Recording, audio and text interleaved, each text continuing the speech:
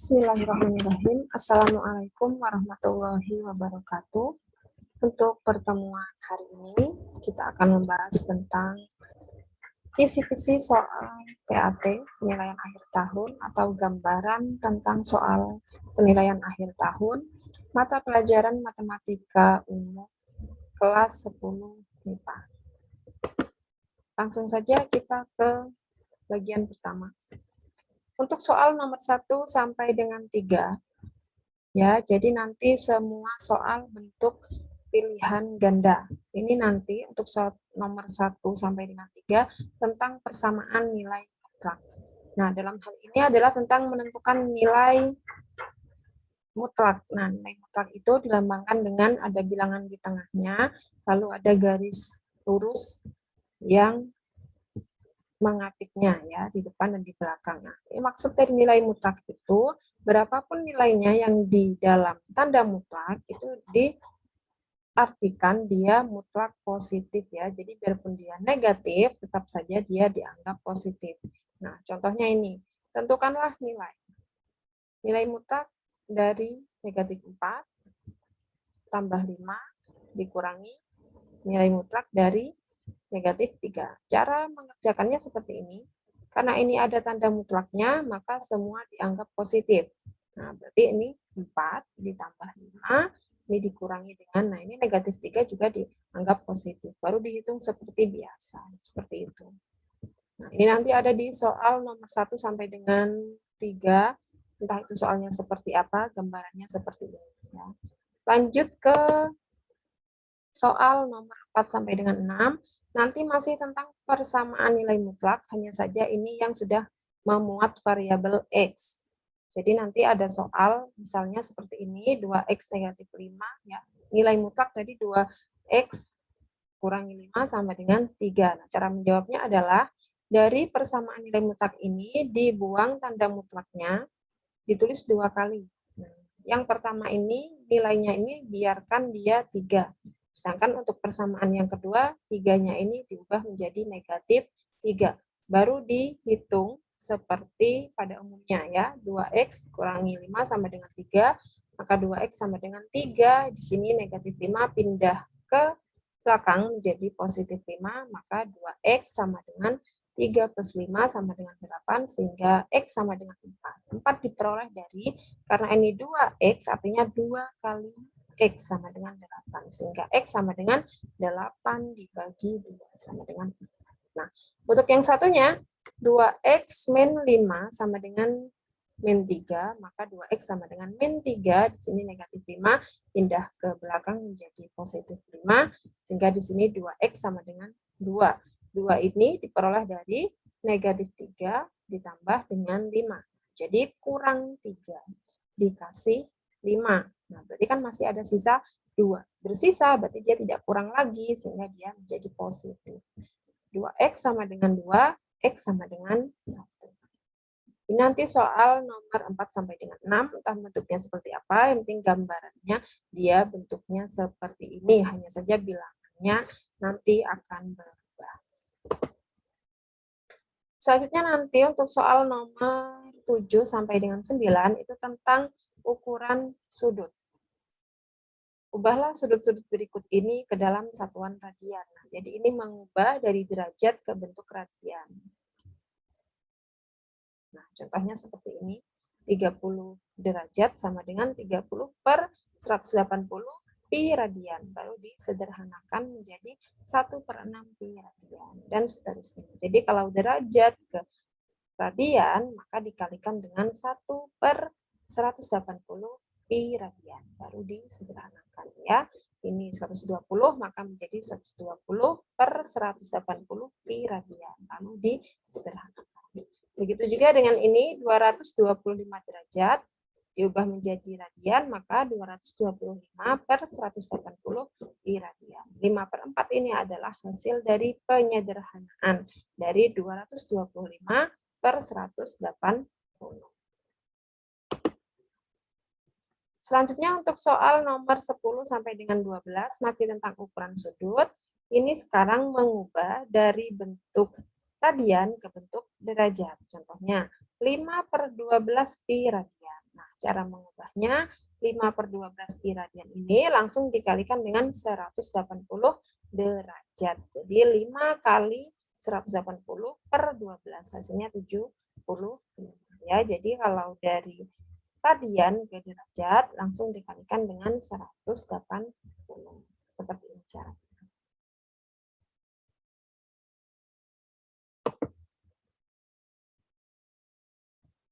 Untuk soal nanti yang terbanyak adalah tentang perbandingan trigonometri sudut istimewa di berbagai kuadran. Nanti dia akan menempati soal nomor 13 sampai dengan 20. Nah, ini saya beri contohnya satu-satu. Nah, sebenarnya sudah ada di video sebelumnya tentang perbandingan trigonometri. Ini saya jelaskan lagi karena nanti di bagian akhir nanti ada tambahan tentang perbandingan trigonometri sudut istimewa, tapi yang terkait dengan sudut negatif dan juga sudut lebih dari satu putaran. Nanti ada di bagian belakang. Ini bagian depannya ini masih tentang nilai perbandingan trigonometri sudut istimewa yang pernah saya jelaskan di video sebelumnya yang berada di kuadran 2, 3, dan 4. Nomor 1. Tentukan nilai dari sin 120. Nah, langkah awalnya adalah 120 ini dia terletak di kuadran 2. Nah, kuadran 2 ya. Karena kalau kuadran 1 itu ditempati oleh 0 sampai 90 derajat. Kuadran 2 ditempati oleh 90 derajat sampai dengan 180. Kuadran 3 ditempati oleh 180 sampai 270. Dan kuadran 4 ditempati oleh sudut yang besarnya 270 sampai 360. Nah, di sini dia 120, berarti dia ada di kuadran 2. Nah, kuadran 2 rumusnya adalah 180 min alfa. Jadi, sin 120 itu kita ubah menjadi 180 min alfa. Sehingga berubah menjadi sin 180 dikurangi 60. Nah, ini konsepnya bukan 180 dikurangi 120, jangan ya. Yang benar adalah sin 180 itu dikurangi berapa? Ada 120. Ya memang dari ini dikurangi ini sama aja 60, tapi konsepnya di sini bukan seperti itu. Tapi 180 dikurangi berapa? Dikurangi alfanya. Alfa menempati di sini. Kalau di sini diisi 120, maka alfanya 120 kan? Nah, itu salah. Yang benar adalah 180 dikurangi berapa? Ada 120. Maka di sini dikurangi dengan 60. Sehingga alfanya sama dengan 60. Dan sin bernilai positif. Nah, di sini ada tulisannya sin positif, artinya cos dan tan-nya dia negatif. Selanjutnya di sini karena di sini sudah alfanya ketemu 60, maka sin 120 itu sama dengan sin 60. Sin 60 berapa? Lihat di tabel. Sin 60 sama dengan setengah akar 3. Maka jawabannya setengah akar 3.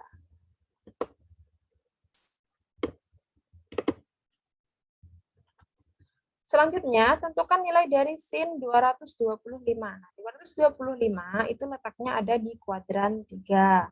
Nah, rumus dari kuadran 3 adalah 180 plus alfa. Nah, jadi diubah 225 diubah menjadi 180 plus alfa. Berapa alfanya? 180 ditambah berapa? Ada 225, jadi ditambah 45. Jadi alfanya 45 dan sin bernilai negatif. Kenapa negatif? Karena yang ada di kuadran 3 yang positif adalah tan. Sehingga nilai sin-nya adalah negatif.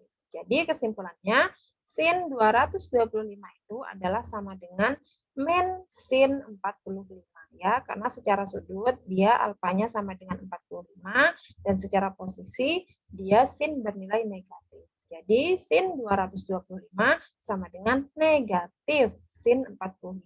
Berapa nilai sin 45? Dilihat di sini, sin 45 setengah akar 2. Nah, tapi dia bertanda negatif, maka negatif setengah akar 2. Nomor 3, tentukan nilai dari tan 300 derajat. 300 itu ada di kuadran 4. Nah, kuadran 4 rumusnya 360 min alfa. Jadi diubah tan 300 sama dengan tan 360 min alfa. Nah, tan 300 sama dengan tan 360 dikurangi 60, sehingga alfanya adalah 60. Nah, tan pada kuadran 4 bernilai negatif, karena di kuadran 4 yang bernilai positif adalah cos. Sehingga tan 300 sama dengan negatif tan 60 derajat. Nah, berapa nilai tan 60? Dilihat di tabel. Tan 60 akar 3 berarti negatif akar 3. Seperti itu cara menentukan.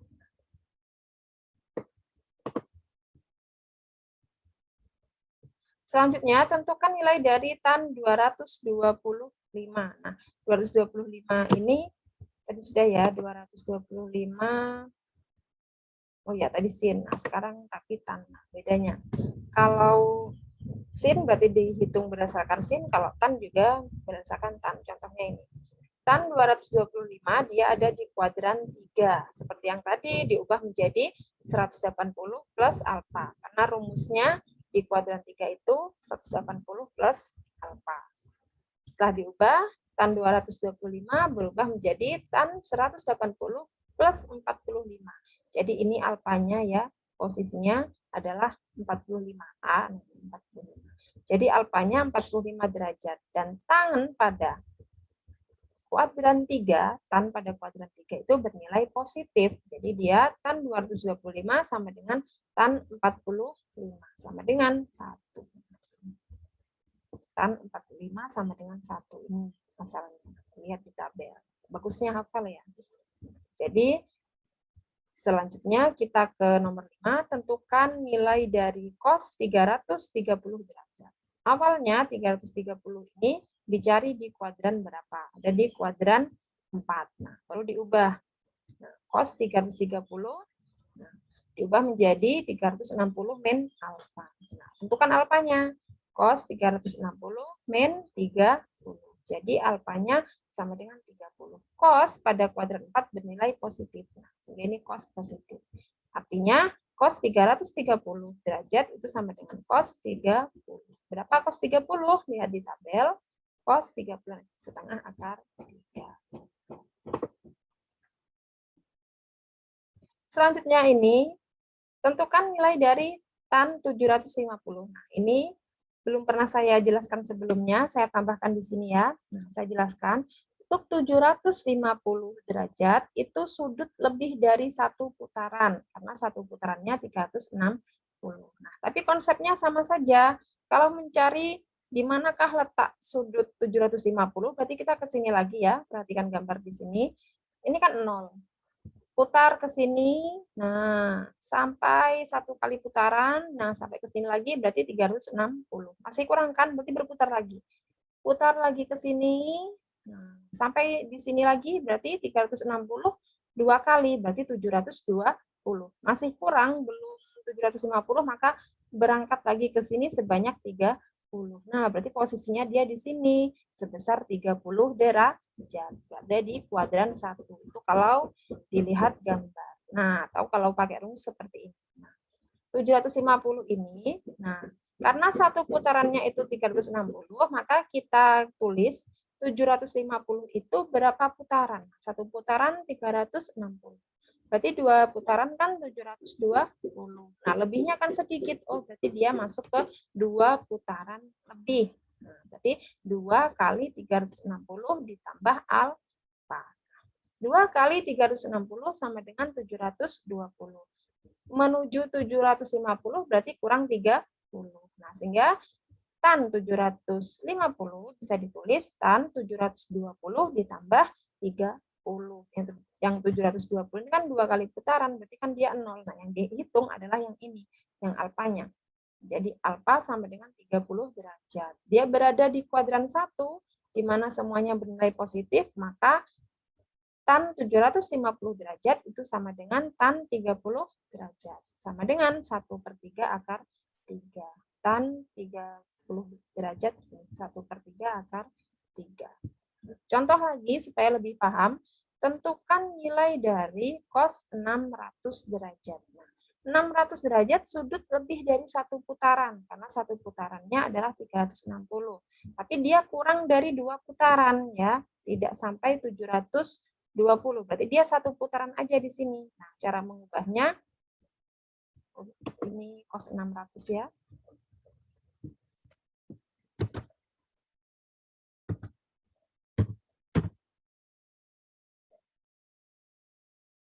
Cos 600 sama dengan di sini 1 kali 360 plus alfa ya. Jadi di sini alfanya berapa? Nah, 1 kali 360 titik ini kali ya. 360 ditambah berapa? Ada 600, berarti kan ditambah 240. Nah, sehingga alfanya ketemu 240. Berarti cos 600 itu sama dengan cos 240. Nah, 240 ini belum sudut lancip dia. Nah, dia masih sudut yang berada di kuadran 3, ya kan, 240, maka dikerjakan lagi. Cos 240 berada di kuadran 3, maka nilai cos bernilai negatif. Nah, ini berarti mengikuti aturan sebelumnya dia. Nah, cos 240 diubah menjadi di kuadran 3 ya, 180 plus alfa. Jadi 180 ditambah 60. Baru ketemu alfa yang sudah lancip, yaitu 60 derajat. Dan nilai cosnya bernilai negatif, karena berada di kuadran 3. Jadi, cos 240 sama dengan min cos 60 derajat, sama dengan min setengah.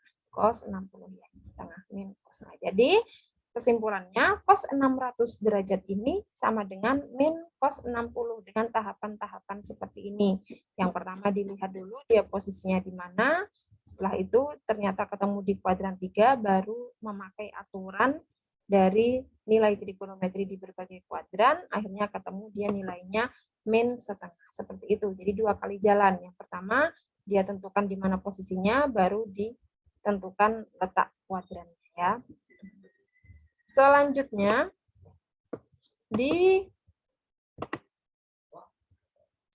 untuk nilai sudut yang negatif. Tentukan nilai dari cos negatif 30 derajat ya. Ini sudut negatif. Nah,